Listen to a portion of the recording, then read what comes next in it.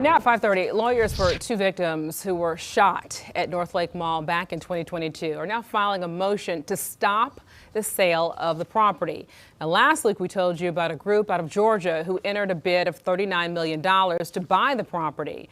According to court documents, Bianca Brown and the estate of Armani Spencer are now trying to stop the transaction, saying it hurts their ability to recover a judgment against the mall for the shooting. So Chief Legal Analyst Clive Rhodes joining us here to talk about this. I guess my first question for you is, if the property is sold, does any of that liability that may come with the past violence of that fall on these new owners? That's the question that they're asking in their objection. And so there is an objection that was filed by the people, the victim and the deceased, and his estate, I should say. And because of that, they're saying a couple of things. First of all, there's a proposed sale, and there's a proposed sale with no conditions. The interested parties could be left out. Additionally, they're saying that we've been asking for the insurance policy to figure out, even if there is a sale, does your insurance policy cover it? So let's look back at this approved sale without conditions. They're saying that this property was bought, Northlake Mall was purchased for $248 million, right? And then this purchase was facilitated in part by a loan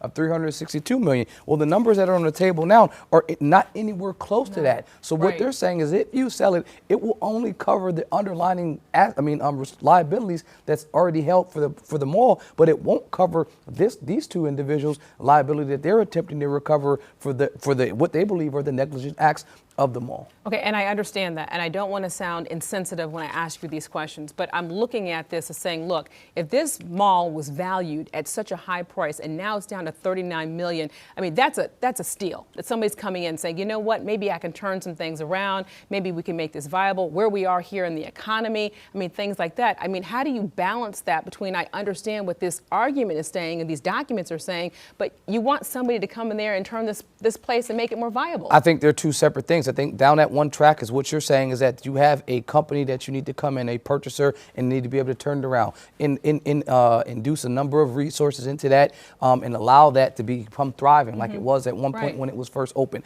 But on the other side, you have this family that's grieving, these families that are grieving, and because of the negligence is what they're alleging in their complaint of the mall, in the security and other factors that they believe they should be compensated for the loss of their loved one and the damages. If you look at the person that survived, she's having nightmares, not being able to sleep, shot number of times. Security stood there and didn't come out and call. She had to call while bleeding out, call for 911 on her own. And so you have the human side of this that's still there, that still needs to be dealt with. And I think they make great arguments in their objection to the sale, specifically because the court said they're an interested party.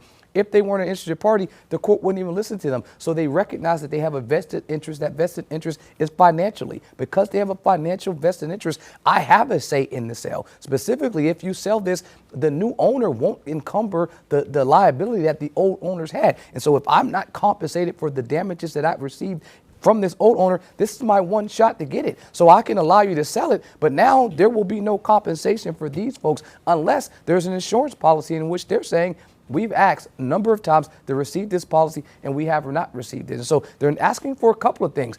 Either stop the sale and or force them to allow us to see this insurance so we know this sale can go through and we'll still be compensated. I think the judge can do, maybe split the baby and say, we can allow the sale to go, receiver I should say, will allow the sale to go forward, but then also allow them to see the insurance so you can get both. But to your point, to stop the sale does stop those much needed vendors that are still in the mall. Right. Those operators that are trying to figure out, well, who's the new ownership going to come in here and who's going to make sure that we can get some needed things taken care of that probably haven't been taken care of while it's in receivership, because the receiver's sole responsibility is to make sure they can sell this property. That's it. And I fully understand your argument, and I understand where you're coming from, especially from this side. But if you were defending the property itself, what would be your argument? My argument would be, listen, we just got to get it sold. That's the goal. Right. At the end of the day, first I'd argue that we don't have liability because the shooting took place in the parking lot, that our security was, and this happened at 1 o'clock in the morning, if I'm accurate on the facts. And so this is something that took place at our doorstep. It was a random shooting.